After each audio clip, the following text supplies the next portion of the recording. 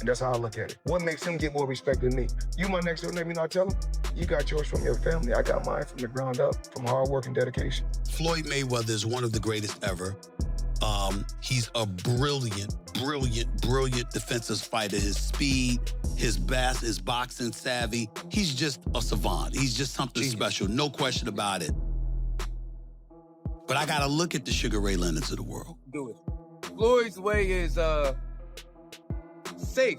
Not in a punk, but it's like the safe way, like nothing ain't gonna go wrong. But that's how he fight. That's his characteristic. Floyd Mayweather erupted after Stephen A. Smith questioned his boxing legacy. Smith declared Terence Crawford could defeat a prime Mayweather, insisting Sugar Ray Leonard was the superior fighter. He argued Floyd's best wins were at lightweight and dismissed his victory over Canelo Alvarez. This critique sparked immediate outrage from the undefeated champion, who vehemently refuses to let such claims against his legendary record go unchallenged. It's not just about your skill set.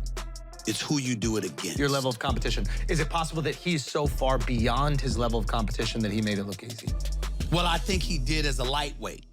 When he went up to the welterweight division, not so much. You know what I'm saying? Now, if taking out Canelo the way he took out. Well, he just gave him a boxing lesson, but Canelo was 22 years old. See, I remember That's an excuse, though. I don't like this, like he's 22, he's too young. I will tell you this. Well, you know, you do have to take that into consideration. The guy had 100 fights. Well, let me explain. 22. You have to take that into consideration when boxing is the issue. Now, if he got knocked on his ass, that's different. But when he simply got schooled, when you swinging a punch and Floyd is tapping you on your shoulder saying, I'm behind you, that's a problem. You understand what I'm saying? That's just a skill, like, you know, we could credit Floyd with that. Of course, I am crediting. I'm saying he's a brilliant boxer. You know, Floyd knew how to move before you even threw the damn punch. You see what I'm saying? You gotta be a veteran to know how to overcome that. You can't put a novice into the ring with Floyd Money Mayweather. You understand? He's going to school you. What I'm saying to you is that if you wanna make an argument on Floyd Money Mayweather's half, which I'm not summarily dismissing, I would tell you it's this. Floyd Money Mayweather was undefeated for the last half of his career with one hand. He constantly broke his hand. He constantly broke his hand. In a nuanced analysis, Dawood Bey compared the legacies of Floyd Mayweather and Terence Crawford, particularly in light of Crawford's commanding victory over Canelo Alvarez. While admitting a personal lean toward Crawford in a hypothetical matchup, Bey emphasized the necessity for a balanced perspective. He acknowledged that many were quick to crown Crawford's win as superior to anything in Mayweather's storied career. However, Bey provided a crucial counterpoint, reminding audiences that Mayweather also dominated Canelo, doing so at a time when the Mexican star was a younger, yet still formidable, champion on the rise. He argued that dismissing Mayweather's unparalleled technical genius in favor of Crawford's recent achievement is an oversimplification. For Bey, the truth resides in the middle ground. Crawford deserves immense praise for his masterful performance, but Mayweather's own historic, one-sided victory over Canelo remains an integral and untarnishable part of his legendary legacy. That Bud goes about it a little bit better than Floyd in this sense. Floyd will when Floyd fought Canelo, he was standing right there. He wasn't running and all of that. He wasn't doing all of the stuff that they say, oh, a runner, Mayweather's a runner. He wasn't doing that versus Canelo. He was right there. And I can't even really remember Canelo catching him like that, with nothing. With Bud, I could remember Canelo catching Bud a couple times, but Bud, gave him the, all right, put your foot out, what's up? Boxing turn, boxing turn, boxing turn. And was really standing there and giving it to him with another type of energy. The energy is more so all right, what's up? You can't beat me. Floyd energy be bop, bop, I'm better than you. You see what I'm saying? They don't really be respecting that all the time. They'll acknowledge it yo, I ain't gonna lie, he hard to catch. But they be nah, you didn't beat me up. Bud go about his fights in a way where it's though the Mexican fan base gotta be I ain't gonna lie, Canelo, he hollered at you. He came at you too. He didn't just be better than you. He was better, and then he was all right, I'm gonna come at you. And I think they really respect that. Shit, I respect it. I don't think it's not, I think the less you get hit, the better. I'm always gonna take it that way. So, you know what I'm saying? As a boxing fan, the kind of boxing fan that I am, I would have leaned towards Floyd's performance, but Bud's performance was like, if I'm a casual fan, I'd rather watch the way Bud do it.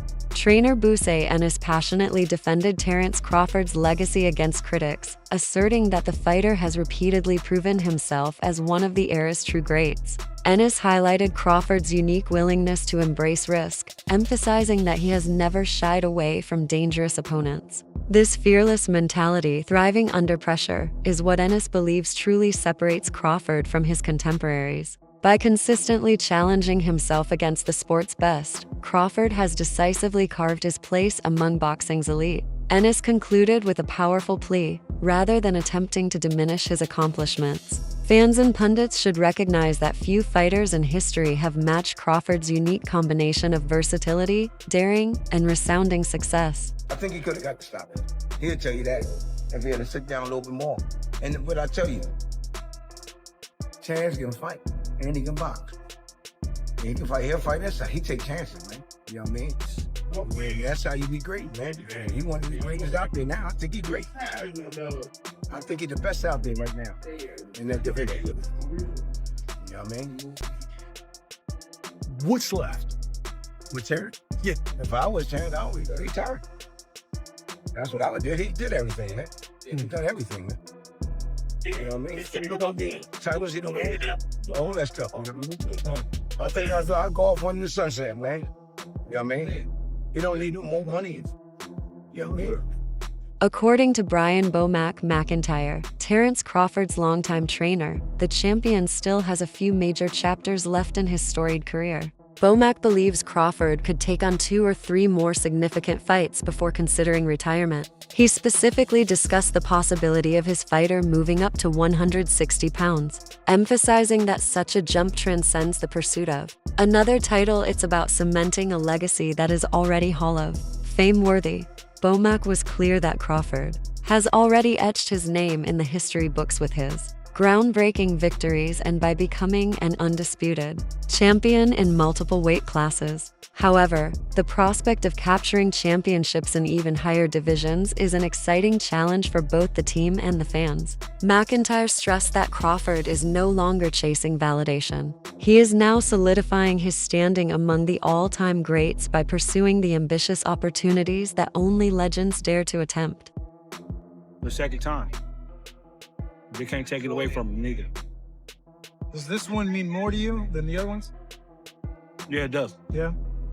It gives us the opportunity as a team to go into the Hall of Fame. Instead of a fighter going in there, instead of a coach going in there, it gives us a better chance of going there as a team. Well, congrats on that. I know that means a lot to you and the team. Definitely that. Yeah. I asked Bud this after the fight 2 weeks ago. Would he consider this his signature win? He said, yeah, one of them. Do you think that was his signature win of his career? Well, the last fight? Yeah, the Canelo one. Oh, hell yeah. Yeah? Because he was the underdog. Everybody thought that, he was going to get beat. What's up? But he was going to get beat. Surprised me. So what's next for Bud? What do you want to see him do? I just want to see him, spend time with his family. Because, training for a fight, you be gone a long time. You're going away from your family. It could take a toll on you after a while. So, as his trainer, do you feel like you should just sell off into the sunset after this monumental well, win? you know what? They made it look so easy. Shit. You know what I'm saying? Shit, 2, 3 more in him. So, you know what I'm saying? Trent was trying harder.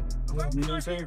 Timothy Bradley recently offered a heartfelt reflection on Terence Crawford's profound influence, particularly on young fighters. He explained that emerging athletes often battle self-doubt, especially when critics question their progress. Crawford, however, embodies what true perseverance and unwavering determination can achieve. Despite facing significant skepticism early in his career, he consistently silenced doubters with his masterful performances in the ring. Bradley emphasized that Crawford's journey becoming a multiple-time undisputed champion across different weight divisions has made him a vital source of inspiration. He achieved what many deemed impossible. For Bradley, Crawford represents far more than just victories and titles. He symbolizes belief, courage, and living proof that relentless hard work can triumph over any criticism. Young fighters now see in him not just a champion, but a role model who personifies the resilient spirit of never giving up. And the man that you have become, you're a true inspiration to the youth, man. Anybody that's troubled, any troubled kid out there, man, they can look at you and say, hey, man, I got a fighting chance to get myself out the situation. All I got to do is make that choice. That's what you did, Crawford. You made that choice, man. You made that choice to change, bro. You know, you saw going down, man, years ago, man, in 2008, man, when that bullet came through that window, you knew you had to do something or you'll end up 6 feet under, bro. You know? So that courage that you had, man, and that will that you had and that mindset of change, man, and the gym, you know, grooming you and turning you into a man, because that's what boxing does. See, people don't understand, man, that boxing is more than just throwing punches. You know, boxing teaches you discipline. You know, it teaches you love for people, love for others, man. You know, working together. You know, you're there constantly every single day, man. You know, spending time there perfecting a craft, man. Perfecting yourself, understanding yourself, learning more about yourself each and every single day. You push it inside the gym. You know, boxing is more than just throwing punches, man. You know. Floyd Mayweather's journey transcended boxing, meticulously crafting two distinct personas that captivated the public. Initially, Pretty Boy Floyd was the undefeated, fearless prodigy, dazzling fans with highlight reel knockouts. This evolved into Money Mayweather, the consummate businessman who perfected defensive mastery and transformed each bout into a global spectacle. His unprecedented pay-per-view success and self-promotional genius made him a cultural phenomenon far beyond the sport's traditional confines. As the analysis noted, Mayweather's brilliance extended well beyond the ring. He engineered a revolutionary business model that modern fighters still strive to replicate. By seamlessly blending unparalleled technical skill with audacious entertainment, he became more than a champion. He became a self-made icon and the principal architect of boxing's contemporary era.